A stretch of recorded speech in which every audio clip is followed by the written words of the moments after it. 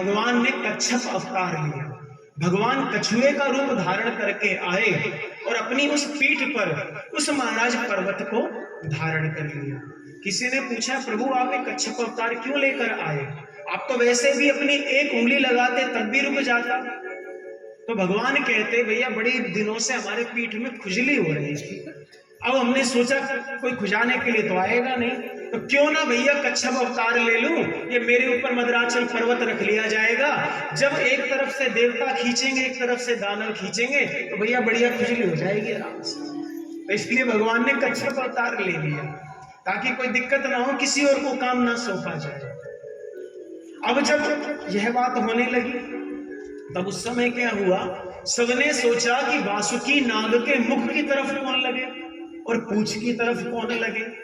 अब देवताओं को पता था, अगर हम वासुकी नाग के मुख की तरफ लग गए तो इसके मुख से महाराज विष निकलता रहता है। जितने देवता हम देखने में भी सुंदर लग रहे हैं, सबके सब काले पड़ जाएंगे।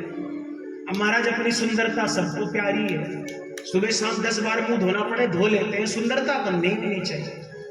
अब देवता ने भी सोचा, भाई हम अपनी सुंदरता क्यों खराब करें, तो महाराज उन्होंने बहाना सोचा। देवताओं ने कहा, सुन लो दैत्यो, हम तो इस वासुकी नाग के मुख की तरफ लगेंगे, पिछलगुआ तो तुम हो, इसलिए सांप की पूंछ तुम पकड़ो।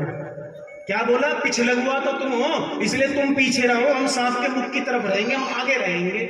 अब महाराज दैत्य तो होते उल्टी बुद्धि के, आप जानते हो। दैत्यों ने कहा, तुम नहीं रहोगे, हम क्यों पिछलगुआ बनेंगे, तुम बनो पिछलगुआ, हम लगेंगे मुख की ओर।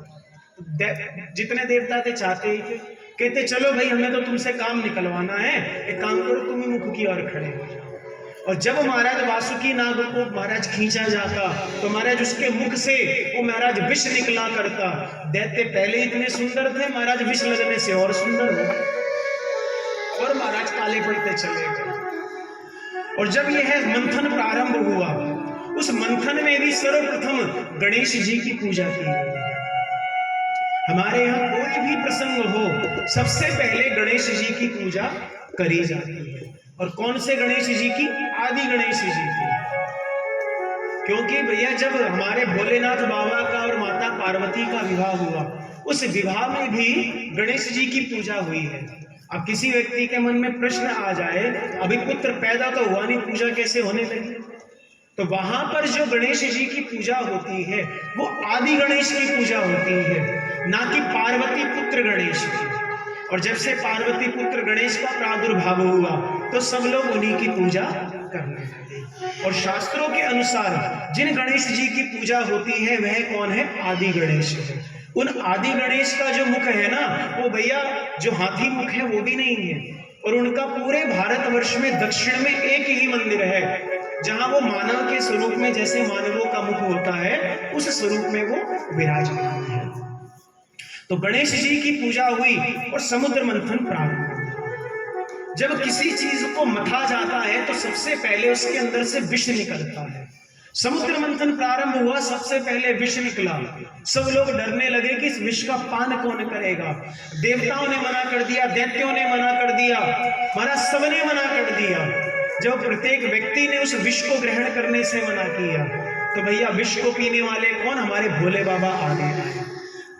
उन्होंने कहा, चिंता मत करो, इस संसार में कितना भी विष हो, उसको मैं अपने कंठ में धारण कर सकता हूं। तो महाराज भोले बाबा ने विष को ग्रहण किया और उसको नीचे नहीं उतारा, अपने कंठ में ही धारण कर दिया। क्योंकि उनके हृदय में तो भगवान राम रहते हैं। तो कहते भैया अगर हृदय में उतार लिया तो हमारे राम जी को दिक्कत ना हो जाए। कंठ में ही अपने उस विष को उन्होंने रख लिया। और भगवान क्या? नीलकंठ कहलाए। बोले नीलकंठ महादेव की। महाराज पुनः फिर से मंथन प्रारंभ हुआ। बोले श्री वृंदावन बिहारी लाल की। ऐरावत हाथी का प्रागट्य हुआ। ये जो ऐरावत हाथी था ना भैया, इसकी 6 सूंड थी। कितनी? 6 सूंड थी। और देखने में इतना सुंदर श्वेत वर्ण का, उस एक अकेले हाथी के अंदर 1000 हाथियों का बल था। अब सर्वप्रथम निकला, दैत्यों ने कहा हम लेंगे, लेकिन यहाँ पर महाराज देवराज इंद्र ने कहा ये स्वर्ग की शोभा बढ़ाएगा, इसे स्वर्ग में ले जाया जाए। महाराज जो ऐरावत हाथी था किसको? देवताओं को मिल गया। पुनः फिर मंथन प्रारंभ हुआ, उच्च श्रवा नाम का घोड़ा निकला। उस उच्च श्रवा नाम के घोड़े को महाराज दानवों ने ले लिया। उन्होंने कहा ना भैया हाथी तुमने लिया, कम से कम घोड़ा तो हम लेंगे। अब घोड़ा उन्होंने ले लिया। महाराज वारुणी नाम की मदिरा निकली, उस मदिरा को दैत्यों ने ले लिया। बहुत से लोग कहते हैं ना कि भैया जितने देवता हैं वो भी मदिरा का पान करते हैं। तो भैया हम आप सब लोगों को एक बात बिल्कुल स्पष्ट बता दें, किसी भी देवता को हमारे यहाँ शास्त्रों में मदिरा का सेवन नहीं करवाया जाता। जहां भी वर्णन आया है सोमरस का वर्णन आया है कि देवताओं ने सोमरस का पान किया है। सोमरस का अभिप्राय भैया किसी भी प्रकार की मदिरा से नहीं है। सोमरस का अभिप्राय होता है अनेक प्रकार की जड़ी बूटियों को मिलाकर उससे जो रस उत्पन्न होता है उसको सब देवता लोग ग्रहण किया करते हैं। तो वारुणी नाम की मदिरा निकली जिसको दैत्यों ने ले लिया। सुंदर उस महाराज मंथन से गौ माता प्रकट हुई, श्री कामधेनु गौ माता। वो जो कामधेनु गौ माता थी वो समस्त ऋषियों को दे दी गई और सब ऋषियों ने उनका पालन किया। और उसी मंथन से कल आपको हमने बताया एक कौस्तुभ मणि निकली, जिस कौस्तुभ मणि को हमारे भगवान श्री विष्णु जी ने अपने वक्षस्थल पर धारण कर लिया। और भैया ये कौस्तुभ मणि क्या है?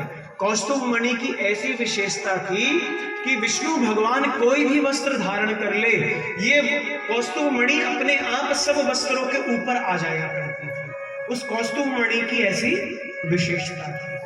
पुनः फिर समूर्त मंथन प्रारंभ हुआ है तो श्री लक्ष्मी जी का प्रादुर्भाव हुआ है, जिनकी कथा हमने आपको कल सुनाई कि महाराज लक्ष्मी जी का वर्णन किसने किया?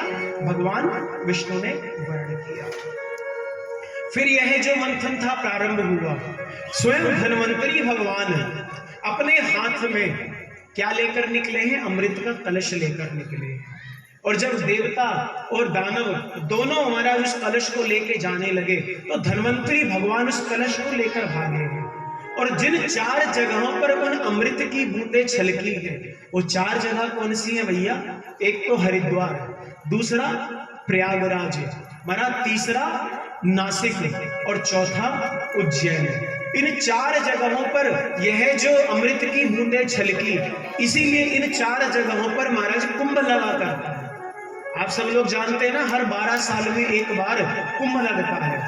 उस कुंभ को लगने की कथा यही है कि जहां जहां पर अमृत की बूंदें गिरी और जिस काल में गिरी, जब वही मुहूर्त आता है, वही समय आता है, महाराज गुरु जिस जिस राशि में बदलता हुआ 12 साल में उस राशि में पुनः पहुंचता है। तो उज्जैन में कुंभ लगता है, हरिद्वार में लगता है, प्रयागराज में लगता है और नासिक में कुंभ लगा करता है।